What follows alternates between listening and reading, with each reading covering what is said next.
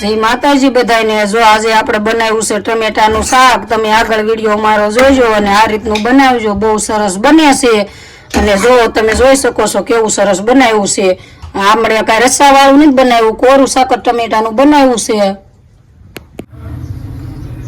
જો આપણે આજે ટમેટાનું શાક બનાવવાનું છે, નકરા ટમેટાનું। જો આ રીતના આપણે સુધારીને તૈયાર કરી લીધા છે અને આપણે જો આ રીતના ધોઈને અને તૈયાર કર્યા હતા અને ધોઈને સુધાર્યા છે આપણે ટમેટા અને સરસ મજાના સુધારી નાખ્યા છે। અને આપણે તેલ હોતન પણ મૂકી દીધું છે, તમે જોઈ શકો છો। તેલ આપણું આવી ગયું છે કે નથી આવી ગયું તો જોઈવી। હજી આવ્યું નથી તેલ। આપણે જો આપણું તેલ આવી ગયું છે, આપણે આ નાખી દીધી રાઈ, આ જીરું આપણું, આ વઘાણી, આ હળદર અને આ છે આપણા ટમેટા।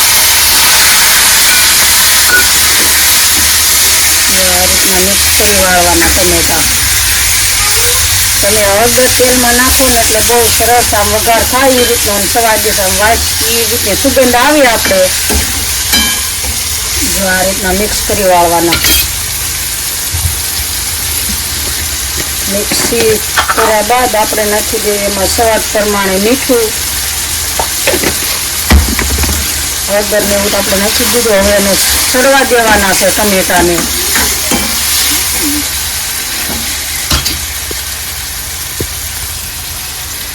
લાઈક કરજો, શેર કરજો, સબસ્ક્રાઈબ કરજો। આપણે ટમેટાનું શાક સડે ત્યાં લગનમાં એ રીતનું જો મિક્સ કરી નાખ્યું છે આપણે। અને ટમેટાનું શાક આપણે રસાવાળું નથી કરવાનું, આપણે આ કોરું બનાવવાનું છે। અને હવે 5 મિનિટ સડવા દેવાનું છે ધીમા ગેસે। જો આપણે ટમેટાનું શાક આ રીતનું સડી ગયું છે, હવે આપણે એમાં નાખી દેવી આ છે આપણું મરચું પલાળેલું। બહુ લસપસતું મરચું પલાળેલું હતું ને એટલે જો આ રીતનું આપણે આમાં પલાળ દેવી ને એટલે જો આ રીતનું આમાં મસ્તીનું પાકી જાય। જો આ રીતનું મિક્સ કરી દેવાનું છે।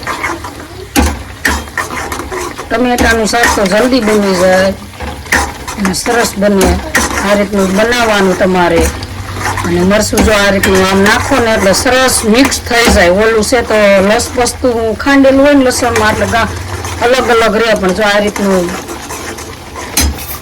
મિક્સ કરી દેવાનું। હવે આપણે આ ટમેટાનું શાક બનાવ્યું છે એટલે થોડી ખાંડ પણ નાખવાની છે, એટલે બહુ ખાટું ન થાય અને ગળસટું થાય। અને જો આ રીતનું બનાવવાનું છે। આપણે નાખી દેવી ધાણા જીરું, આ છે આપણો ગરમ મસાલો। અને જો આ રીતનું બનાવવાનું। જો કેવું સરસ બની ગયું છે। જો આપણે ટમેટાનું શાક સરસ બની ગયું છે, આ રીતનું બનાવો એટલે જો આ રીતનું મસ્તીનું શાક બની। આપણું તેલ પણ હોતન ઉપર આવી ગયું છે।